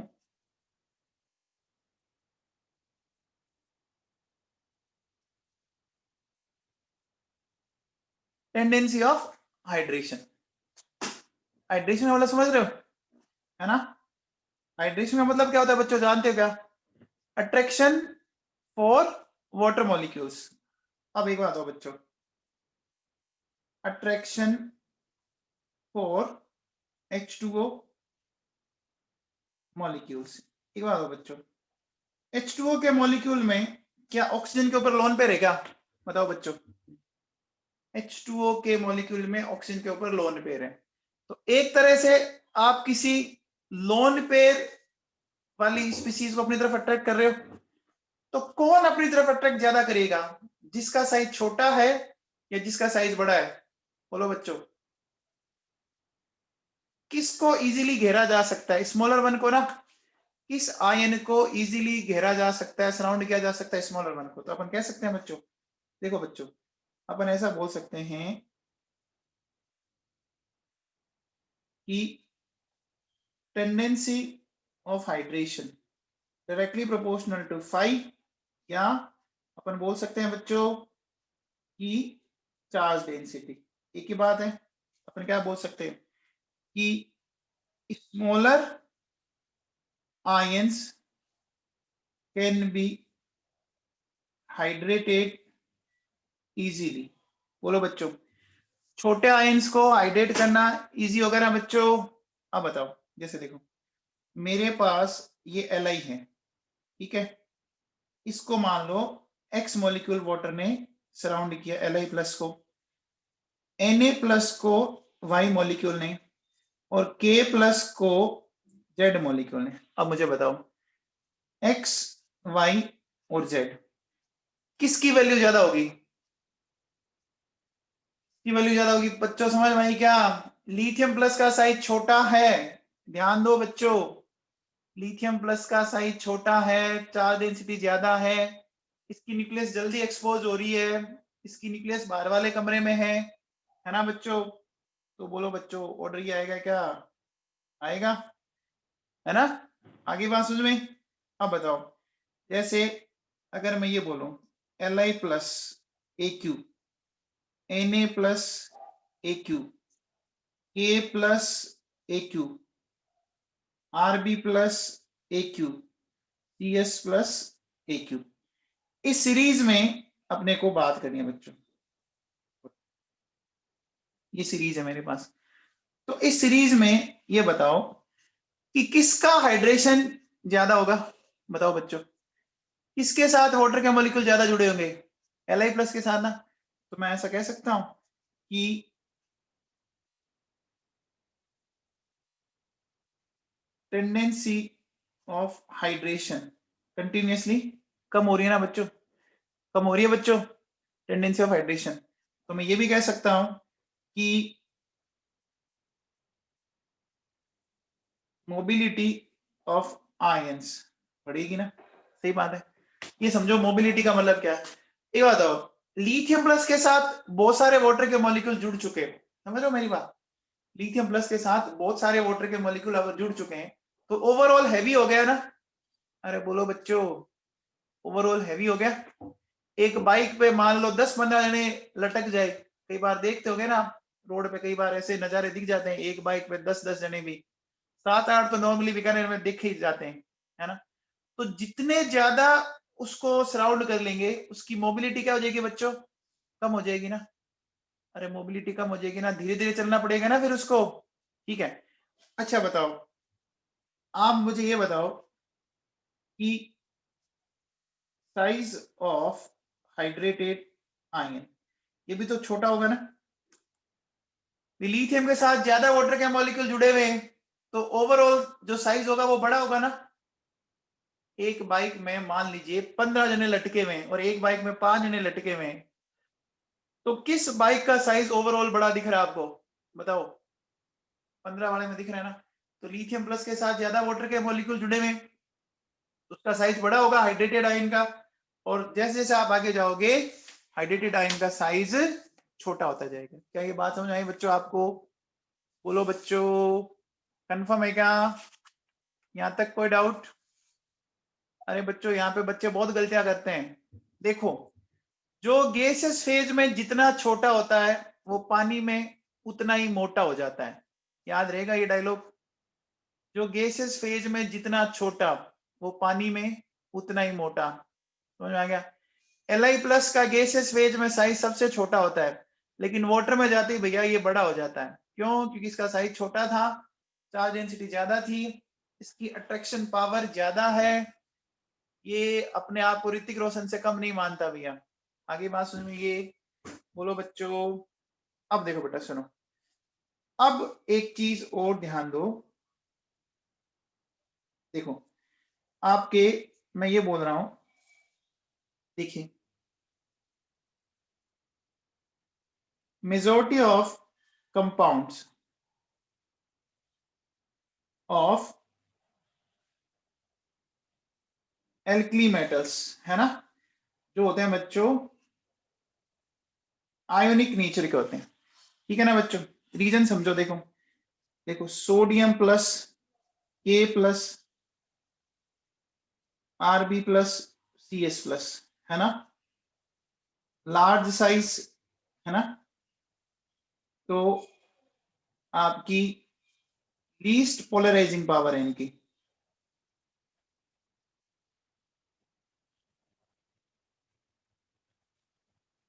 लीस्ट पोलराइजिंग पावर। आगे बात सुनिए, बोलो। अब देखिए बच्चों, लेकिन देखो in case of Li plus ion, है ना, majority of compounds are covalent. बोलो बच्चों, लिथियम प्लस के जो कंपाउंड्स है ना, वो ज्यादातर कंपाउंड्स कोवेलेंट है। ऐसा क्यों बच्चों, बताओ। आपको पता होगा ना, लिथियम प्लस का साइज काफी छोटा है, Li प्लस क्या होगा, स्मॉल साइज, है ना बच्चों, हाई पोलराइजिंग पावर, है ना बच्चों, तो मोर कोवेलेंट कैरेक्टर। क्या ये बात समझ में आई। तो अब देखो बच्चों सुनो, जैसे मैंने ये लिखा LiCl, LiBr, Li, है ना, Li2CO3, है ना, Li2SO4, ये बच्चों ये कोवेलेंट कंपाउंड है। अच्छा बताओ, अगर ये कोवेलेंट कंपाउंड है, तो क्या ये अल्कोहल में सोल्यूबल हो जाएंगे क्या, बोलो बच्चों। मैं अगर आपसे पूछूं कि LiCl is soluble in alcohol oblique pyridine, बोलो बच्चों, कह सकते हैं ना, एल्कोहल या pyridine में सोल्यूबल हो जाएंगे ना? क्या ये बात सबको समझ में आ गई? आगे बात सबको समझ में? एंड फाइनल पॉइंट देखो बच्चों कि LiH, Li3N, Li2O है ना, और LiF, ये जो है ना वो आयनिक कंपाउंड है। क्यों? क्योंकि H minus, N-3, O-2, F minus, है ना, ये जो है बच्चों ये क्या है, ये स्मॉलर एनाइंस है। तो एनाइन ज्यादा बड़े नहीं है, ज्यादा बड़े नहीं है, इसलिए इनका पोलराइजेशन ज्यादा नहीं हो पाता बच्चों। ठीक है ना? तो यहां तक बात समझ आ गई बच्चों? ठीक है, बाकी कर लेते हैं बेटा अपन। अच्छा, आपका जो पेपर है ना, आपका जो पेपर है उस पेपर में बेटा आपके आएगा पीरियोडिक टेबल और केमिकल बॉन्डिंग, जितना हो जाएगा। अब पेपर या तो संडे को होगा या अगले वीक में कोई बीच में जो दिन होगा वो बता दूंगा मैं, है ना। अभी कोई सेकंड क्लास नहीं है साइना गुप्ता, है ना, सेकंड क्लास कब होगी वो अपना बता दूंगा।